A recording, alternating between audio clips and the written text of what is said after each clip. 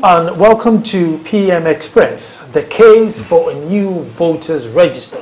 Well, today the NPP came up with a big statement, if I may say, led by the presidential candidate and the vice, putting facts together saying that the voters register is indeed flawed and bloated. Well, we caught up with the Director of Communications of the NPP, Nana Okomiaso. If Mohammed won't go to the mountain has now come to Mohammed. We are in his office to find out. Now, my main concern, maybe you at home have the same concerns, that it's blatant and we all know it, but can it be proven? It is blatant, but can it be proven? Indeed, they've come up with some facts, and we're here to find out from Nana Okomia how credible are these facts. Don't move. When I come back, we are talking voters register.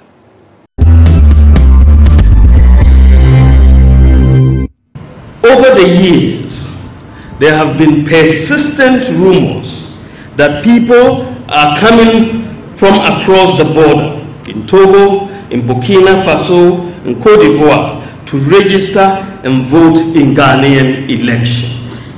Persistent rumors. And you keep hearing them election after election.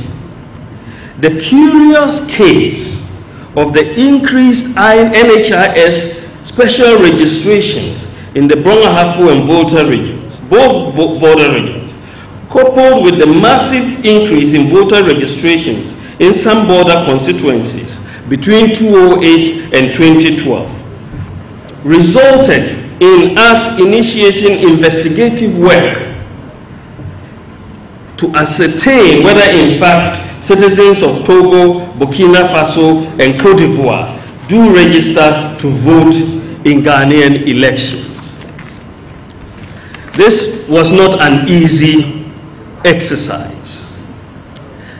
In this regard, our investigative team started trying to obtain the voters' registers across all of the bordering countries. We obtained the Togo voters register, and this was publicly available in Togo. This is a sample of the voters register in Togo, right? So we obtained the Togo voters register to begin the investigations. So this is a sample with all the details. We used what we call facial biometric recognition technology. So basically you are trying to look at two people, you search the registers of both Ghana and Togo, and then the program will look at characteristics, facial recognition characteristics, look at the distances between the eyes, ears, and so on, the mean, standard deviation, mode, kurtosis, standard variance, and all of that. And then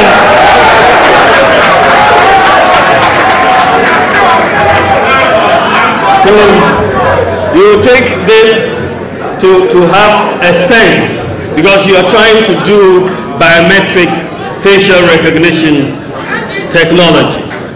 When we began the search, it was quite amazing what we began to find.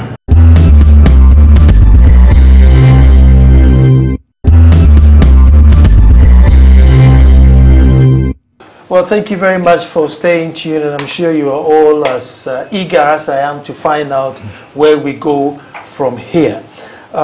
Nana, thank you very much for granting me this occasion. I know you're very busy and I've managed to pin you down.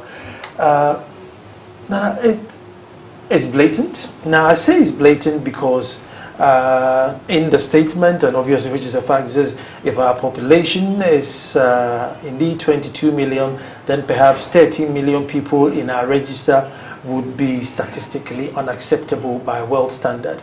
If that is the case, then it may mean that there is something wrong with our register. The EC, this is President Mahama, the EC chairman appealed that all of us Ghanaians, if we think the figure is not realistic, we have a collective responsibility to try and clean the register. My angle is, We know it's blatant, but can it be proven? That's the point. How do you prove it? Let me welcome you to my office. Sure. Happy to have you in my office. Now, on this register, all of us agree, all the parties, Electoral Commission, yeah, we had them during the petition hearings in 2013. So the Electoral Commission agreed that there was something wrong with the register. The political parties all agree, the NDC, NPPC, everybody agrees there's something wrong with the register. The point of departure is, what do you do to improve it? That's where we differ. The Electoral Commission seems to be saying, and also the NDC, they seem to be saying that they can clean it up, that there's a process called an auditing process. There's a software that allows you to audit registers.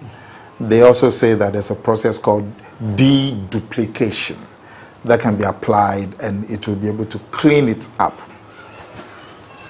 We in the NDC are saying that the extent of the compromise is such that you might as well just have a new one, have a new register. And I'll just summarize we haven't even finished with the investigation that we are doing, but the results so far are quite startling. And let me just summarize it quickly.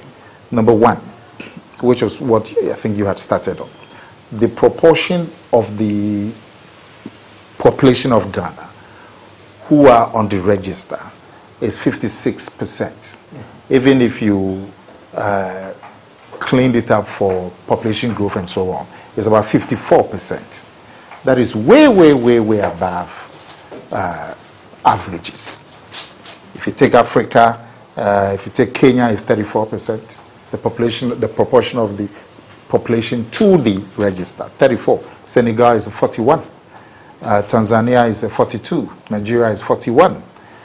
So for Ghana to be going into 54, 55 is quite high. There isn't another country in the world that's politically aware, drunk like we are. So I mean, everybody, can't wait to be 16 to get on the voters register. No, in fact, Ghana is calm. When you go to Togo, they've been fighting due to politics. In Nigeria, they've actually engaged in civil war due to politics. No, maybe I chose my words wrongly, but I'm talking about the hunger. I mean, we are very, politically aware. Now, everybody. Now I'm saying to you that countries have fought wars over politics. We haven't fought. No, but doesn't mean we are not politically but it will be difficult aware to say that we are more politically aware than some country. If you're going to say that, I'm going to tell you that in some of these countries, they actually have gone to war. We have never gone to war. Politically immature. Now, so the proportion of the population who are on the register at 54, 55 is way high. And indeed, you had started with the quotations. In 2008, then running by John Mahama, and his quotation is here, that actually we got it from Daily Graph. We said that with the current national population of 22 million, having almost 13 million, which is over 50% on the register, is unheard of. This is what John Mahama, then running mate in 2008, told us. And Afarijan, and if we're talking about elections, Afarijan should know. He said that, and I'll quote it, if our population is 22 million, then perhaps 13 million will be statistically unacceptable by world standards. So a population of 22 million and a voter register of 13 million, John Mahama said that it's unheard of. Could it be that we haven't counted the people properly? Because after every census, you get lots and lots of people, they didn't come to my area, I wasn't counted, I couldn't count it. So maybe we are dealing with the wrong figure as in the population. Because as of today, people still say we are 25 million, even though 25 million was like 2010. And I'm sure we are hovering around 28. Yeah, so I've given you the population and the voter register, the proportions, and I've shown you that it's way, way, way out of normal. And I've given you quotations from two very prominent people who also back this, who also say that this kind of statistics is quite difficult to accept. Now, from there, the second point that we made was that if you look at the register for the presidential elections, it's about 14.1 million people. And if you look at the register for the parliamentary elections, ideally all of them, there should be one register. But the parliamentary elections, the register is actually 13.6, and the presidential is 14.1. There's a difference of about 500,000 votes between the people on the parliamentary register and the people on the presidential. When the Electoral Commissioner was asked why that difference, he said that these were mainly due to registrations abroad. And in the registrations abroad, the foreign embassies, Ghanaian students on official scholarships and so on, they don't vote parliamentary. So they account for the excess 500,000 of the presidential over the parliamentary register. Then he was asked to bring the list, and he could only produce 705. So there was still a gap of about 430,000 unaccounted for. And by the way, as a matter of interest, 430,000 is about the number of votes that John Mahama got over his parliamentary candidates. Then you also look at the NHIS cards. Look at the Ghana's NHIS. They've always been struggling. At a time when they couldn't pay premiums because they didn't have money for the people already on the NHI, the health insurance. They couldn't pay. And up to today, they still cannot pay. They owe people 6 months, 7 months, 8 months. At the time, they haven't found money to cater for those already on NHIs. They embarked on a vigorous free NHIS registration with the whole, advertising, media campaign, to register people they said were poor. At the time, they didn't have money to cater for those already on it. And they managed to register about 900,000 people on that free NHIS registration. But you are going to register poor people, vulnerable people. In this country, statistically, the poor people are in the 3 northern regions, the poorest people, because all of us in Ghana are poor. But the poorest people are the 3 northern regions and in the central region. Now, guess what? This NHIS by force benevolent registration were concentrated in 2 regions of the border. The Brong-Ahafo border with Cote d'Ivoire and also the border with Togo. In fact, the 2 regions accounted for more than 44% of the people registered on the NHI. And it was obvious that these new registrations had come on to provide people with ID cards so they can register on the voter roll. Because it doesn't make sense for a scheme that cannot cater for those already on it to now be going to offer it free to almost 1 million people. And they said they are going to give it to poor people. And they concentrated on 2 regions which are borders. It's quite unusual. Then when you also compare the register before the 2012, that's the register used for 2008, and you compare it to the register used for 2012, you allow for natural increments. Maybe the population is growing at 2.5. So over 3 years, 4 years, there will be maybe a 10% increase, 12%, even 15% increase. But you would find that some of the increases between 2008 and 2012, somehow 50%.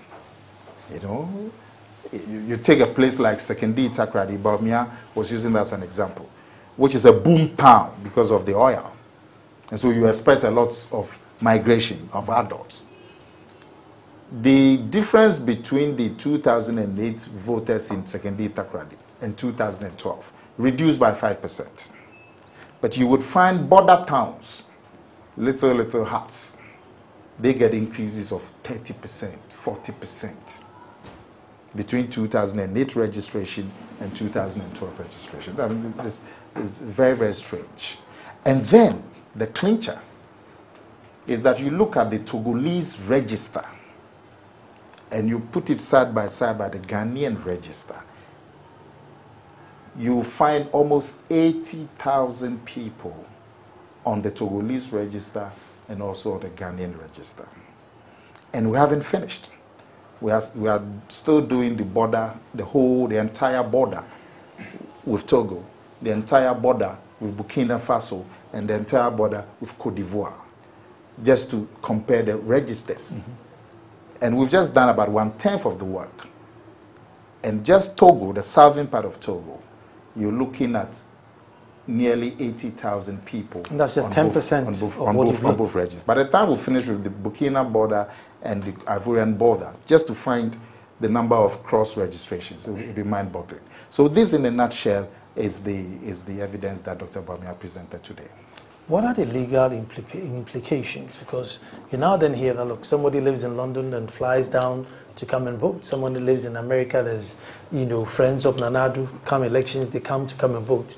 So there could be, friends of Nanadu in Togo who are coming to vote, or friends of Mahama in Togo who are also coming to vote. What stops them? No. If there are Ghanaians living in Togo coming to vote, it's not a problem.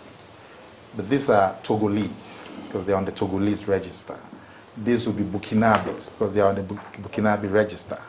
And these are, unless we can show that all of these thousands and thousands and thousands of people are all people who have dual nationality documentation. Unless we can show that, it's really strange that you can have, especially on the border regions, you have it. I mean, we've had 76,000 so far, and we are still going on the border. We haven't finished with the eastern border before we go to the northern border, and then we come to the western border. It will be mind-boggling, and the pictures are there.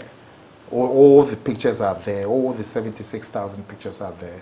We showed 2,000 today on the television during the press conference by Bawumia. You see, so when you add all of these factors, it's an overwhelming combination that no, this register is flawed. Now, can we do or even think of doing a new register if we don't have a national ID system? Because, I mean, there's a child being born in a village somewhere today who would never surface anywhere. He'll hop on a boat and go and start fishing. One will hop on a cocoa farm and go and start farming. So, I mean, they don't appear anywhere. They have a herbalist that look after them. So if you then clean the register and this child at some point in life decide, no, I'm now politically aware and I vote to vote, he appears on it. He could have been living in Togo or Burkina Faso and decided, okay, no, I need to go home and vote. So how, unless we have a national ID which is credible, it becomes difficult to have a credible voters register. When you look at the recommendations, because Dr. Bawumia and the party actually presented recommendations on how we can proceed. And one of the recommendations is that we should activate the national ID. I mean, the law was passed in 2008. How many years now? It's difficult to understand why or how in 7 years we haven't managed to provide every Ghanaian with a national ID card. So one of the recommendations going forward that was made by the party this morning was that we have to have the national ID cards so that you don't have driver's license creating their own data and health insurance creating their own data and everybody. So there'll be one data available for everybody. So one of the recommendations that we made is exactly to procure the national ID cards. But the difficulty has in why we can't do that. It's just political will. What is difficult about procuring a national ID? Because NHIS has done their ID cards. Driver's licenses have done their ID cards. Whichever, Or everybody is doing their ID cards. Why can't we have a national ID? It's just the political will. And the law is there in 2008. Is it funding? I don't think it's funding. So it's just having a consensus that this has to be done. You can't understand it why it hasn't been done. Now, what are the legal or criminal act if a Togolese crossed border and voted? I mean, who's at fault? The EC, the guy who voted? I mean, where do you lay the blame? Well, at this moment, we would not be able to lay the blame on the EC or whoever. Our interest is not to blame anybody. Our interest is that we have a voter register that is credible. There are major difficulties with it, including the difficulty of having thousands of people on Togolese register and also on the Ghanaian register, and with Burkina Faso and so on. It's a difficulty. We don't want to blame anybody because having a new voter register should be political party neutral. A clean register should be in the interest of every political party. It shouldn't advantage one party or disadvantage the other. So we just want to present the difficulties with the register, which everybody has agreed, and we are saying let's do a new one. We say let's do a new one because the difficulties are so widespread that it would not be possible to just tinker with it and clean it. You need to do a new one, and that's why we've laid out all of these difficulties in detail. We don't want to blame anybody because we wouldn't be able to say that the bloated register favors this party or that party, or a clean register favors that party. It should favor all of us. And you see, elections it's a process. It's not just the day that you go to vote. It's about the register. It's about voter education.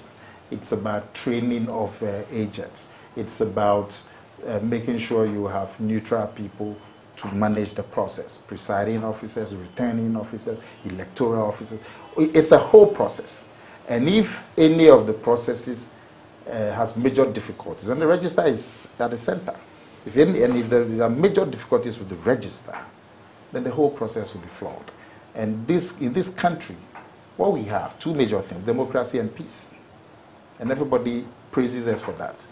Anything that we need to do to preserve the democracy, the integrity, and also have our peace, we should do it. Now let me go back to the register. How, in the new ones, how are you going to stop minors from coming on there? Because we've seen, people who look very, very young, but say they are 18, and since nobody was there when they are born, we all have to accept it. And we all know what an 18-year-old look like, even if they are smallish in nature. Going forward, how are we going to stop this? Make sure that you get on there when you are truly 18.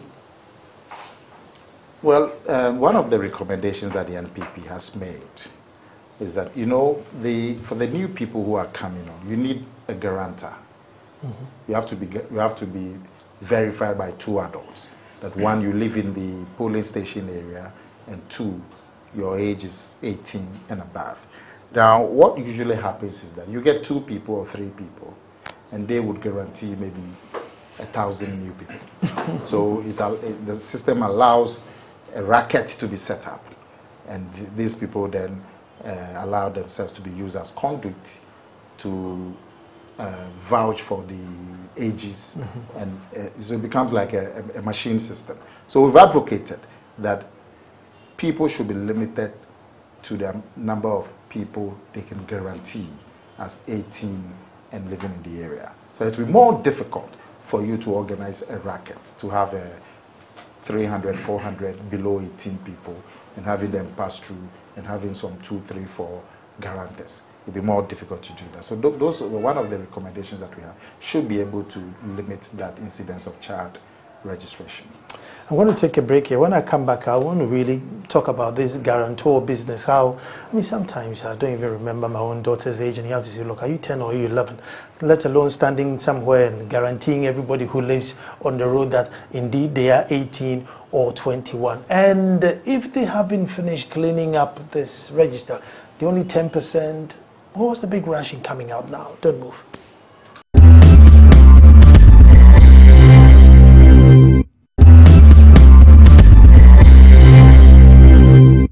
It is instructive to note that on March the 25th, 2015, President John Mahama, as then chairman of ECOWAS, intervened in the political dispute in neighboring Togo by requesting the postponement of the election originally scheduled for April 15 to May 25, 2015.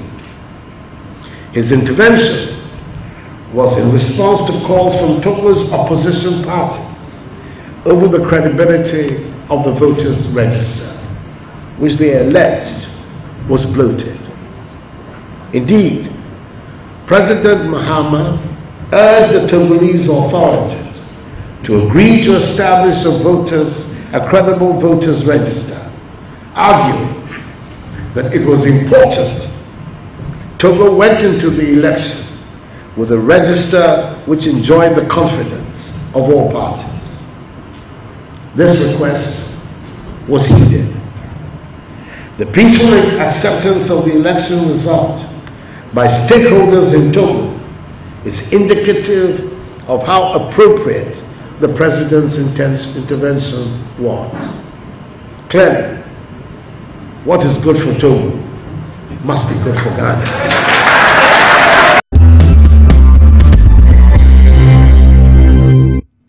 Well, thank you very much for staying, and obviously we are looking at our register, voters register. MPPs come out today to say, listen, we need to go back, throw this one away and start all afresh. And in starting all afresh, myself, another adult could stand there and say, look, we're guaranteeing about 10 people.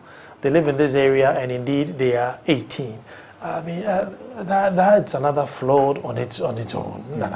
Because, and I'm being serious, sometimes, you know, I ask my daughter, are you 11 or are you 10? Oh, Dad, you should know my age. You know, I sometimes miss it, let alone, you know. How many children do you have? 3. You know, it can get confusing. You know, you get confusing. You know, are you 10? Are you 16 yet? You know, so can you imagine standing there and guaranteeing for Ahmed's children, Kofi's children, Ajua's children? Some of these children may have even moved to the area with no parents. You know, so. And then you have maybe 2 people doing that business, obviously. That should change. So, I mean, so we have recommended that in the new register, we should limit the amount of people that one person can guarantee. Should it be limited to the household? Only people that live, children that live in your household? It should be possible. Because it should be possible, you know, to you know, bring it closer to reality.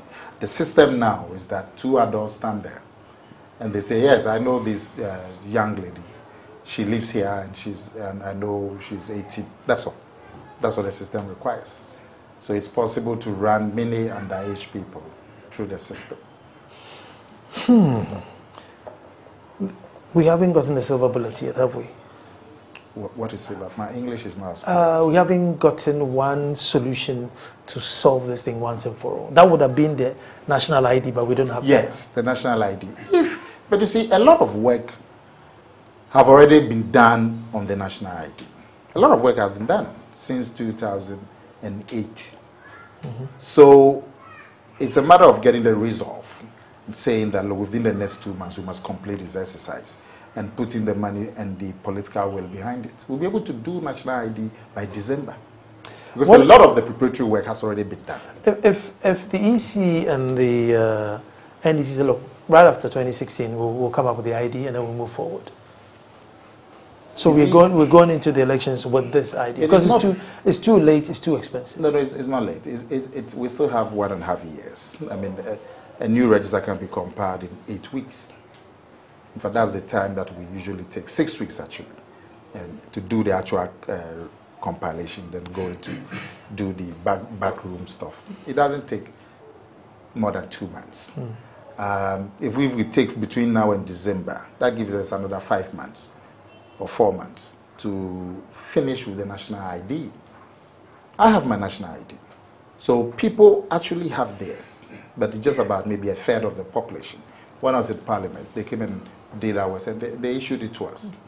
So it's just a little work and we'll be able to have our ID cards. And that will then be the silver bullet. And it will be biometric. So education, your details, the cost. Sorry? Education and cost? You know, cost is always an issue. I don't want to get into some of the things that we use our money, you know. But let's say that, luckily, we in Ghana, we have goodwill for the democracy. I mean, President Obama came to Ghana simply because of our democratic credentials. That's all. So if this credential can bring a president of Obama's stature at that time to come to this country, not even to his own Kenya. That shows you the pool of our democracy and the peace. And I'm sure if we speak to the donors, putting in some 20 million, 30 million to finish this ID, they will do it. There shouldn't be a problem. Not to talk of some of the things that we use our own money on, which you talk about every day on your station. Well, NIA will have maybe donors because they are saying they don't even have money to replace, cards, let alone come out. I mean, they're saying they're very, very under-resourced. Which this is the national ID. Yeah, and I'm saying that I've been finding some $20, $30 million to complete this. I mean, I'm sure one of the donors can take it up without any problem. I mean, will this yield any results? Do you think, the EC is going to heed? Do you think? You see, at the end of the day, because the evidence that we have is quite overwhelming. Did Togo give you access to their voters register? No, it was publicly available. They had their elections recently. Okay. It was publicly available, so you could just have it, and then you have the machine, the biometric verification machine that can match faces. And some of the pictures obviously were not just passport pictures. Now, to be registered, they have to take your digital photograph, but some of the pictures have been stapled. When you see the pictures in the register, you can see the staple on it. Several of them, you can see the staple. So you can see that these are pictures that are not even digital pictures, where the ID card were scanned. And it's all available on what Barima showed today. Many of the pictures, the double registrations, you could see that the pictures were stapled, were scanned, and then adjusted by staple. I mean, I know it's a national thing, but would the NPP come up with some of the funds? Oh, we haven't finished. But you're talking about funding. The funding? Yeah, of the new. I know it's a national thing, and it's not your responsibility, because at the moment you seem to be more concerned than all the other parties. Well, we're hoping that with some of these facts that we have put forward, some of the other parties would actually come on board. We've taken the evidence to the Electoral Commission. We're hoping that when they look at it critically, they will see that this is a good case for a new register. As for the funds, like I said, what we have in this country is our democracy and our peace. It brought Obama here. I don't think it should be difficult if we all resolve talking to the donors to make some money available so we can do these things and do them well. No. So there will be a showcase for Africa. I'm sure they will do it. I mean, everybody has an idea that, okay, there are one or two people in here who shouldn't be on the register, but they don't seem to be as concerned as, the NPP is concerned about this register. I mean, why are you so... When you say the NPP, you're looking at a huge political party that has nearly 48% of the votes. That's big. So it's not just some small organization sitting in some story building and making noise. This is a huge political party that has nearly 48% of the votes. That's not chicken. The 52% thing is, they're not jumping up and down. Sorry? The 52% are not screaming as loud as No, they are 50.8. They're not 52. Okay, they are not screaming. The NDC. Yeah. No, and the other parties, putting everybody together. See, everybody is waiting for the evidence that we have. Now that we've presented the evidence, we are confident that attitudes will change. Because the evidence is quite overwhelming. We need a new register if we're going to go into 2016 and have credible elections. You need a new register. How can you have a register like this where 500,000, nearly 400,000 votes cannot be accounted for? And when you look at the margin of difference in Ghana, it used to be 40,000 in 2008. The last elections was about 320,000. So if you cannot account for 400,000, the difference between the parliamentary register and the president, that alone, you cannot go into another elections with this kind of situation where over 400,000 votes cannot be accounted for. What will happen if we go into the election with this register? Because it's a possibility. We shouldn't. It will affect the credibility. And it's electoral outcomes that have caused the most trouble in Africa. Apart from our poverty, all the places where there have been troubles, Côte d'Ivoire, Nigeria, Burkina Faso, Togo, all the upheavals in Togo, recently Burkina Faso, Cote d'Ivoire recently, are all because of electoral outcomes. You don't want to take them lightly. Do you think there's some bias at play, considering that areas that seem to have the sudden growth are somewhat pro-NDC areas?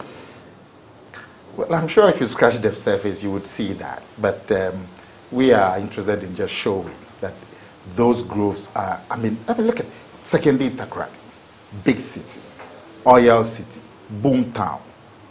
They get a negative growth of -5%. They are rich and probably don't want to vote anymore. No, you're talking of the migration. And then you look at a place like Swaman in the Zima area. They get an increase of 23%. Swaman is not a boom town. Takrady is a boom town. So if there has to be any increase between 2008 and 2000, it has to be Takrady. Could it be people were going to their hometown to vote? I mean, they lived in the cities and they are now migrating to the villages to go register there and vote. Well, could that be the case? Ghana West Municipal, 58%. I mean, the Ghans, they don't migrate anywhere. Everybody is migrating to Accra. So if you have Ghana West and you have 58% in the voter register in 4 years, you have to ask yourself, what is this? You see, I'm not just... Ningo Pram Pram. Yeah. You know Ningo Pram Pram? 35% jump. You go there once, when you're... Do you see any major migration into Ningo Pram Pram to justify a 35% increase in the look at Pusiga? 30% increase. My question again is, they may have just gone there to register, but not necessarily gone there to live.